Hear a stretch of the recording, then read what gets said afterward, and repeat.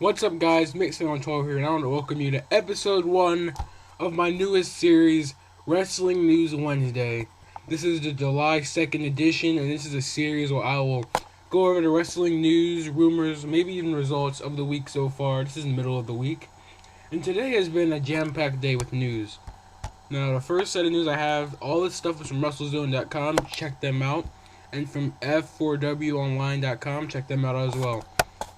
So the first piece of news is Big Show is returning soon, and his possible feud is with Rusev. That's the potential feud they have for him. He's gone now because he's shooting a movie with the WWE Studios called Vendetta. Next set of news is Daniel Bryan, the former World Heavyweight Champion, who's been out for injury.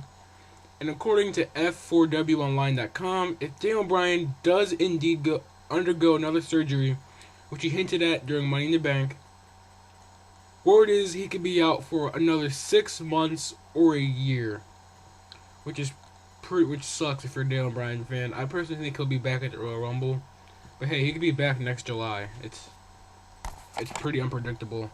Next is Triple H's Plan B, and this is also from F4W Online. And WWE has set it up to think that the Plan B that Triple H has is Seth Rollins, but it actually is planned to be Brock Lesnar in the end of it. In the end of the storyline, or the end of him using the term Plan B, will end up being Brock Lesnar, and it's most likely to set up a match with John Cena at SummerSlam. Also, in related news, it's being said once WWE made a decision to strip Daniel Bryan of the championship, the decision was made to have Cena win at Money in the Bank. So that was like, 2-3 weeks ago? And also, this is pretty big news. The biggest news of the week so far, other than the returns we had on Raw, it's that WWE diva Emma Tennell Dashwood, as is her real name, was arrested in Hartford, Connecticut on Monday night, just a few miles outside of the location from Monday Night Raw. She was charged with 6th-degree larceny, also known as shoplifting, in the amount of no more than $250. According to the report by the Hartford Courant, shut up Twitter. Where was I? According to a report by the Hartford Courant, Emma appeared in community court yesterday afternoon. According to her lawyer, this was told that it was some sort of community service. The lawyer, Hubert Santon, also claims the shoplifting incident was a mistake, as the WWE star was using the automatic checkout system at Walmart, and she accidentally forgot to pay for a case for an iPad, I believe.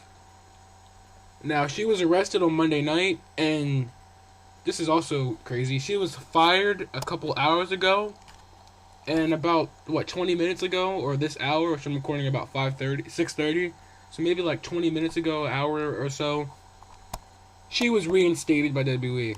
I don't know, maybe I don't know why they fired her in the first place, but she should be maybe suspended for a certain amount of time, maybe 30 days. Yeah, it goes 30 days, 60 days, and then 90 days, I think. So maybe she should suspend her for 30 days, but she has been reinstated. And relating to that news, Santino Marella may be approaching the end of his in-ring wrestling career.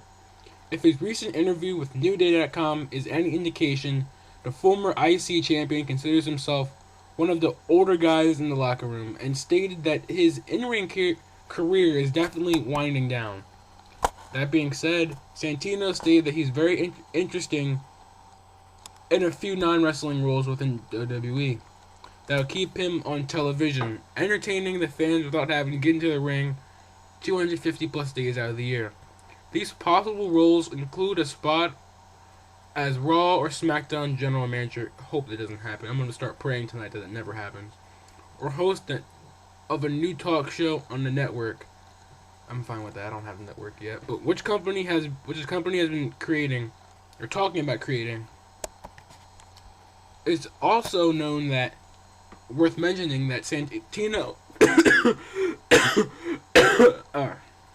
I'm fine. It's worth mentioning that Santino does not consider his job to be in any danger after a recent stirring of firings because of budget cuts, mostly because the network not being successful as they thought it was. The guys who were released maybe were not as flexible. They couldn't fit into everywhere. Santino says that he's versatile. He says he can do anything. He says he can sing, dance. He says he can do it all. He says he can stay here for another 20 years if he wanted to. Also, coming to an end of the story, the 35-year-old Canadian superstar made his debut in 2007, winning the IC Championship in his first night on TV. He's a former tag champion and U.S. champion, and he owns a wrestling and martial arts training gym called Battle Arts Academy in his hometown of somewhere in Ontario.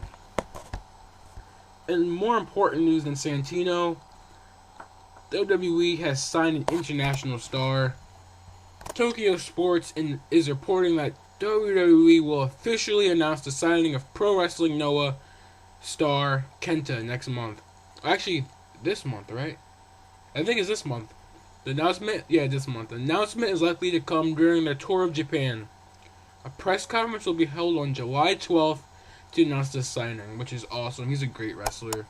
The thing is, I don't know what finisher he's going to use because he created the GTS, which CM Punk used, and he also created or he was most known for using the knee that Bryan uses now. And they're both now in the current product.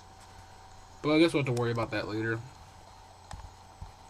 Also, we got some backstage details on Y2J's return and his plans. According to F4W Online, the deal to bring Chris Jericho back to WWE was finalized a couple of days ago. I actually found out on this podcast it was finalized last Friday, and it only took about 5 minutes. Current creative plans call for him facing Bray Wyatt at SummerSlam this year, and the two probably won't face in a singles match at Battleground. I think this is the last little part of news we have right here. And it's about a pretty popular guy in the past 4 or 5 months, and his name is CM Punk. And his contract will be expiring this month.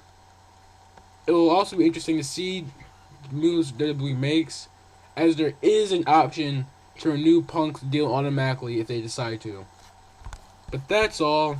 That's episode 1 of Wrestling News Wednesday, the 7/2/14 edition. This is kind of a pilot for the series. I plan on doing this series every Wednesday. I enjoy looking up wrestling news, but remember, not everything you hear in this is true, not all of it's factual. It's mostly rumors, not all of it's rumors, but like the Emma stuff, that's factual.